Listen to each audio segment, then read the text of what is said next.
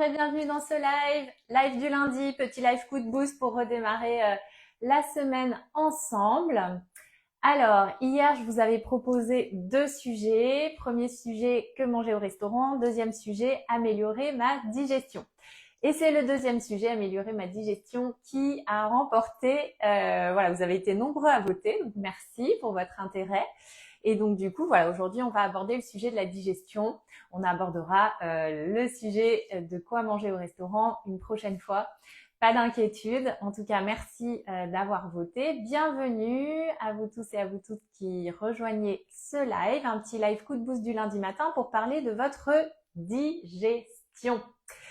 Alors, la digestion, c'est un sujet qui me tient particulièrement à cœur parce que moi-même, j'ai eu de gros problèmes digestifs.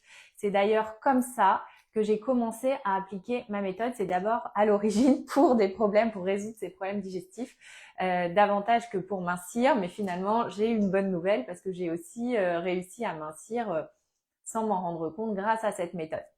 Donc des problèmes digestifs, moi j'avais des gros problèmes de ballonnement, de ventre gonflé en permanence, mais les problèmes digestifs, ça peut être tout un tas de manifestations différentes.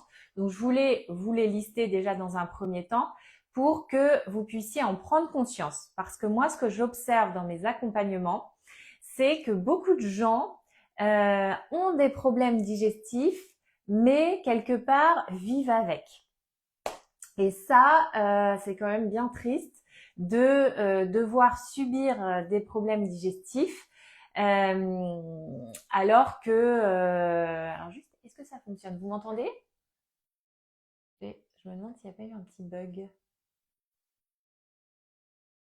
l'impression que ça bug. Aïe, aïe, aïe.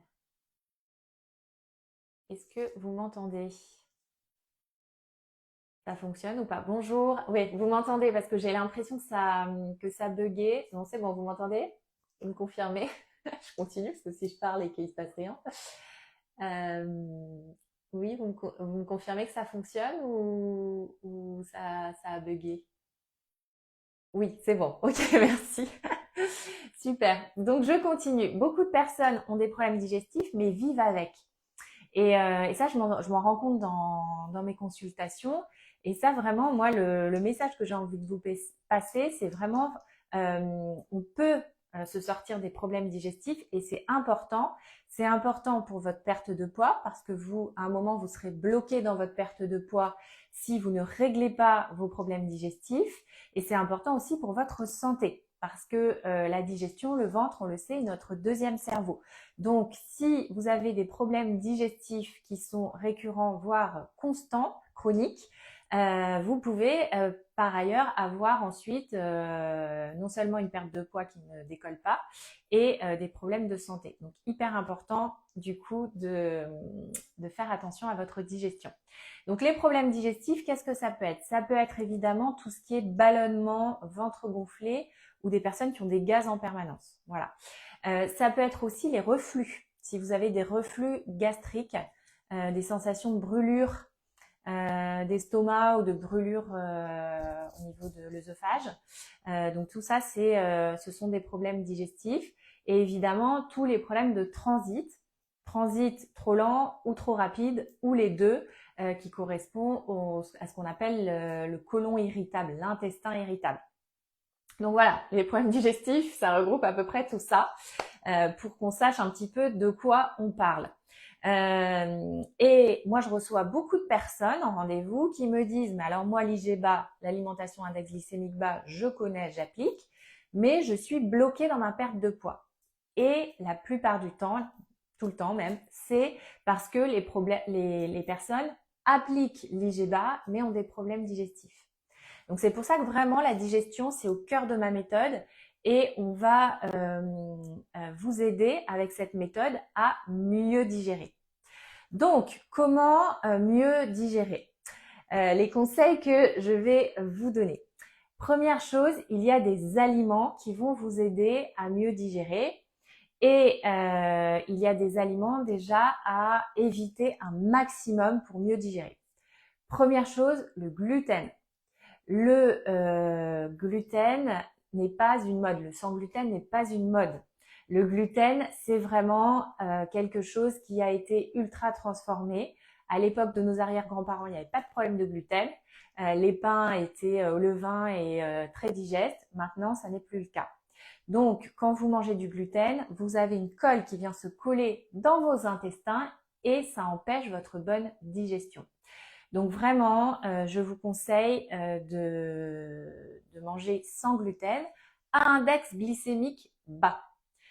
Important de coupler les deux parce qu'aujourd'hui, en supermarché, on va vous proposer une offre de produits sans gluten, mais qui est faite à base de produits de farine de maïs ou de farine de riz. Et ça, c'est du sans gluten à index glycémique haut, donc très sucré. Donc ça vous enlève le problème du gluten, mais ça vous rajoute le problème du sucre. Donc c'est mauvais pour votre microbiote, ça va pas aider votre digestion. Le sans gluten à index glycémique bas, c'est délicieux, on se régale. Donc je voulais vous montrer les exemples de sans gluten à IG bas. On a le sarrasin, donc ici c'est sous forme de petites graines de sarrasin, ça s'appelle du cacha, celui-là il est grillé. C'est super bon. Vous mangez ça à la place d'un féculent le soir dans la méthode et vous allez vous régaler. Vous avez aussi le riz basmati qui est sans gluten à index glycémique bas. Vous avez le riz noir, excellent aussi. Si vous ne connaissez pas, je vous conseille le riz noir. Vous avez le quinoa, voilà. Tout ça, c'est IG bas sans gluten. Et pour remplacer les pâtes, vous prenez des pâtes de riz complet. Ici, c'est la marque Valpi Bio, mais il y a d'autres marques en magasin bio. Pâte de riz complet. Voilà.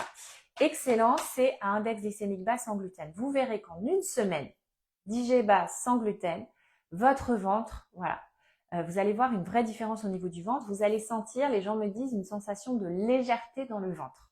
Vraiment. Donc, je vous invite à essayer. Pour le pain, vous avez des recettes dans mes livres. Donc, dans mon premier livre, J'arrête de manger mes émotions, vous avez une recette de pain aux amandes ou une recette de pain au sarrasin. Voilà, les farines qui sont top.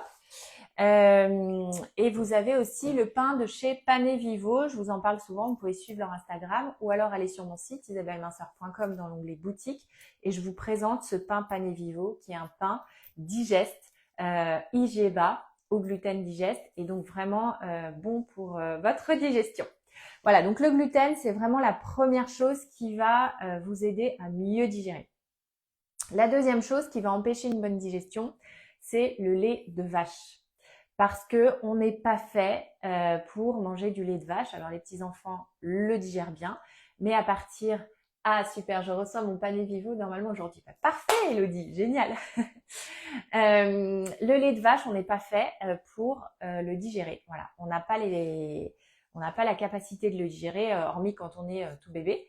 Donc moi, je vous conseille vraiment de passer sur des laits de brebis ou des laits de chèvre ou encore des laits végétaux. Le lait de coco, par exemple, c'est très bien. Et vous verrez déjà que au niveau digestif, ça va aussi vous alléger. Donc vraiment, c'est ces deux choses de remplacer tout simplement, voilà, comme je vous disais, le gluten et le lait de vache. Et puis après, au niveau des boissons, on a des choses qui sont extrêmement intéressantes pour mieux digérer, c'est l'infusion de gingembre. Donc, vous prenez du gingembre frais, vous prenez un thermos comme celui-ci, vous allez couper à peu près 1 cm de gingembre, vous l'épluchez, vous le râpez, ça va se déposer au fond de votre thermos, vous rajoutez de l'eau tiède et vous buvez ce thermos toute la matinée. Ça va vraiment absorber les gaz, ça va vraiment au niveau digestif. Et en Ayurveda, on dit que ça rallume le feu digestif. Voilà, c'est exactement ça. Ça vous aide à mieux digérer l'infusion de gingembre. Donc, chaque jour, je vous conseille de la faire. Vous verrez des très très bons résultats pour votre digestion. Autre boisson intéressante, le rooibos. Voilà, le rooibos qui est une infusion. Il est aussi appelé thé rouge, mais il n'y a pas de théine. Et c'est bon pour la digestion. Moi, j'en prends souvent après déjeuner. En plus, ça a un petit goût un peu sympa. Ça remplace un dessert. Et puis, vous avez la camomille aussi. La camomille qui est très très bonne pour votre digestion. Infusion de gingembre prête, mais vous êtes au top, Elodie, bravo. La camomille, voilà, super pour bien digérer, à boire le soir, ça fait bien dormir, c'est délicieux. Voilà pour les boissons que je vous conseille. Si vraiment vous êtes quelqu'un qui a une mauvaise digestion de manière chronique, c'est-à-dire depuis des années, etc., ça peut être intéressant de faire une petite cure de probiotiques. Voilà, pour rajouter les probiotiques pour votre flore intestinale. Donc ça peut être intéressant. Ensuite, pour bien digérer, je vous conseille vraiment eh bien, de faire la détox du sucre. Hein. Pourquoi? Parce que finalement, votre microbiote, il est déséquilibré parce que probablement, il y a eu trop de sucre. Les mauvaises bactéries adorent le sucre. Donc, elles vont venir se proliférer quand vous allez manger du sucre. Et du coup, ça vous fait un déséquilibre de votre microbiote. Quand vous avez trop de mauvaises bactéries, eh ben c'est là où voilà, c'est le bazar et c'est là où vous allez mal digérer.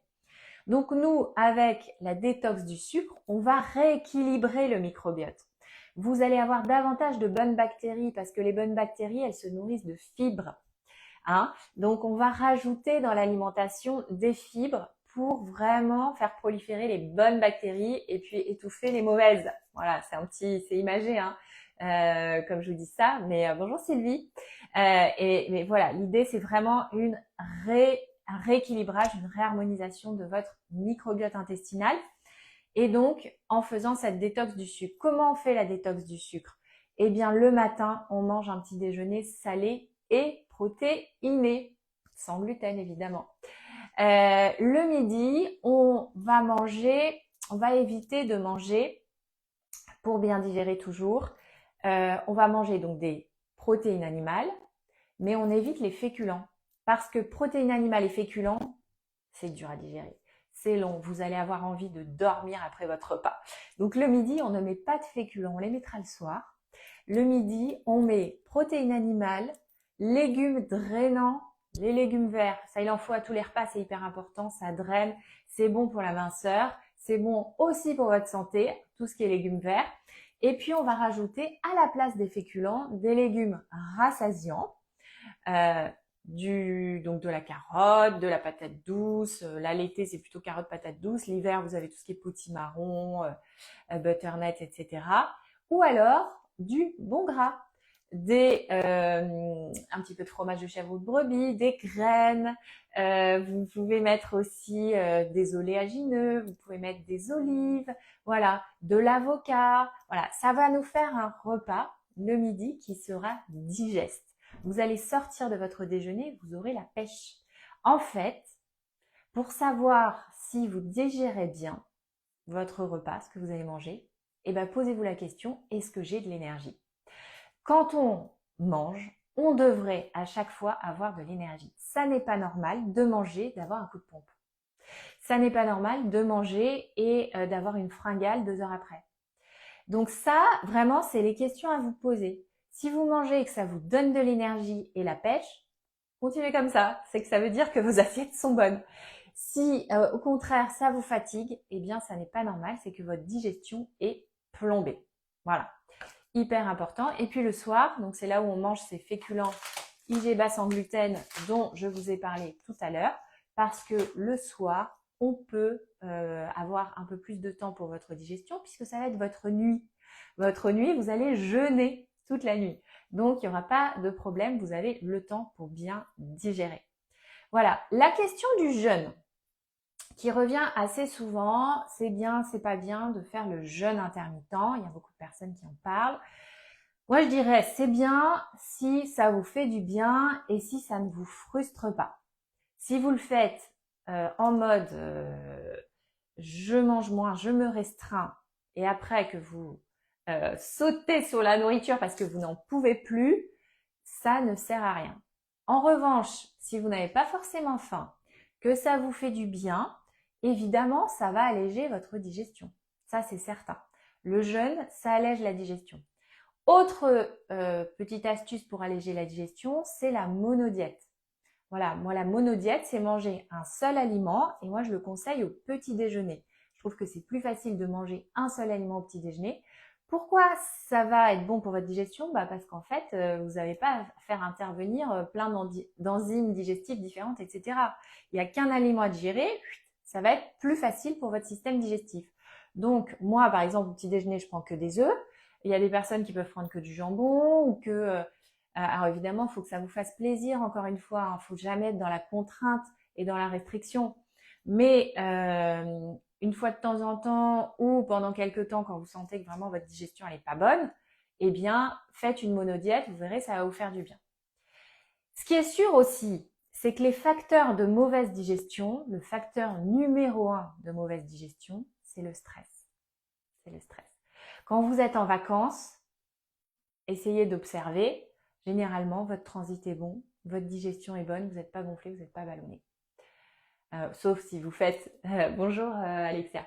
Sauf si vous faites des écarts à n'en plus finir, mais généralement, pendant les vacances, la digestion est bien meilleure. Pourquoi ?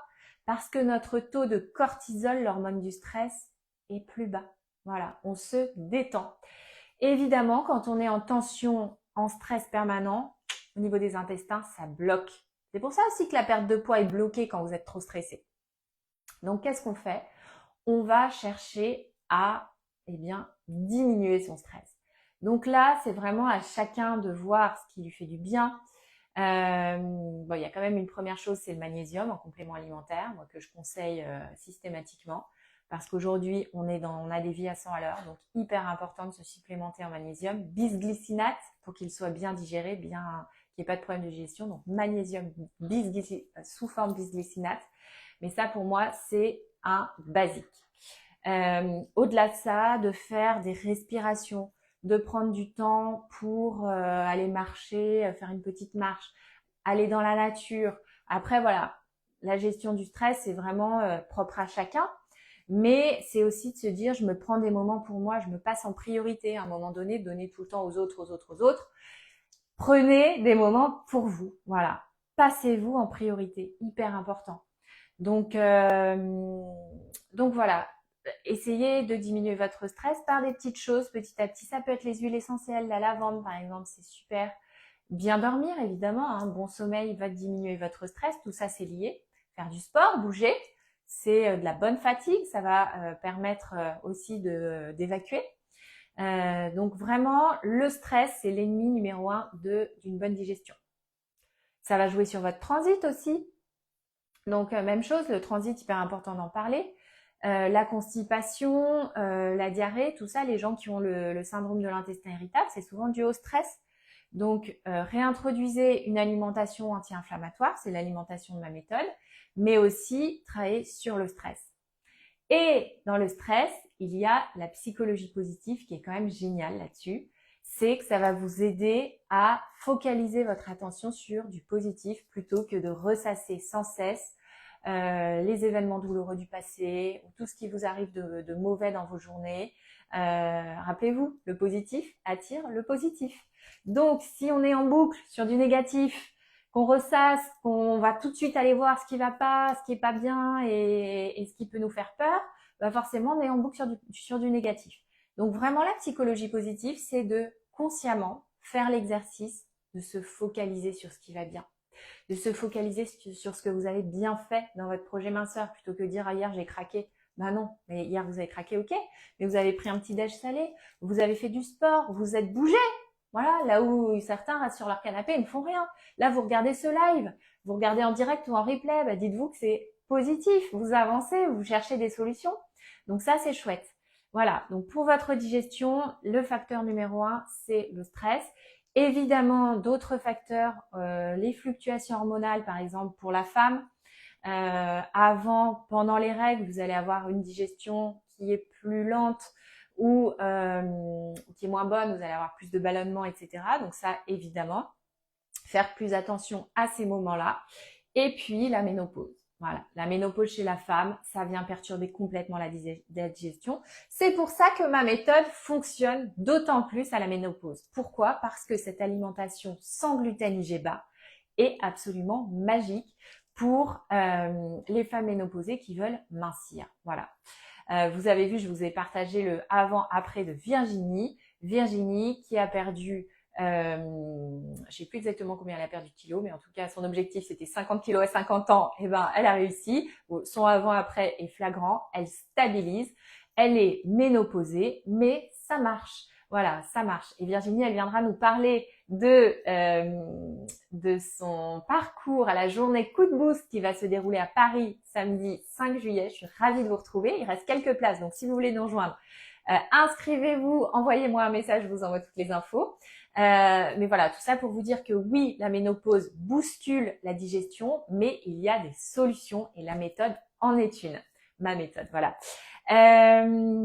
Quoi d'autre? Également, quand vous digérez mal, faites une pause dans le cru. Voilà. Là, c'est l'été, il y a beaucoup de crudités, de salade de crudités, etc. Mais si vous êtes tout le temps gonflé, si votre ventre est tout le temps gonflé, arrêtez un petit peu les crudités. Passez aux légumes cuits. Il faut lui faciliter la vie à ce système digestif si jamais il est un peu perturbé.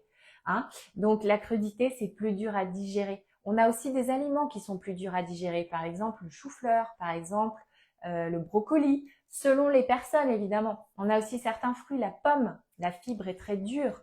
Donc il y a des personnes qui me disent « Ah bah oui, moi je mange une pomme par jour, mais c'est vrai que le soir j'ai mon ventre gonflé. » Bah voilà, cherchez pas, c'est la pomme. Donc ça peut être, c'est important d'observer, voilà, d'observer à quel moment votre ventre gonfle. Alors évidemment, en fin de journée, il peut avoir tendance à gonfler davantage parce que le feu digestif, ce que nous dit l'Ayurveda, c'est que le feu digestif, il est plus puissant le matin et le midi, mais que le soir, il va un petit peu, voilà, en fin de journée, on est plus fatigué, donc il y a moins de feu digestif. Donc voilà. Que vous dire d'autre? Je crois que j'ai quand même pas mal balayé le sujet de la digestion. C'est hyper important la digestion, c'est très peu abordé dans les régimes classiques et c'est pour ça que ça vous fait reprendre du poids derrière, etc. Parce que c'est aussi un moment de régler ça une bonne fois pour toutes pour que vous puissiez mincir durablement. Voilà. Donc pour résumer, on fait sa détox du sucre, voilà, grâce à l'alimentation IGBA. On mange sans gluten, IGBA. On évite d'avoir trop de crudité dans un premier temps. Après, vous allez pouvoir réintroduire, pas d'inquiétude. On regarde les aliments qui font mal digérer et on les évite dans un premier temps. Vous pourrez réintégrer ensuite. Et on s'occupe de son stress et de ses émotions. On rajoute de la psychologie positive. On respire. Voilà, les respirations, hyper important. Vous pouvez faire aussi, vous savez, les grandes respirations là. Vous rentrez le ventre et vous soufflez. Tout ça, ça vous aide au niveau digestif. Ça va faire circuler.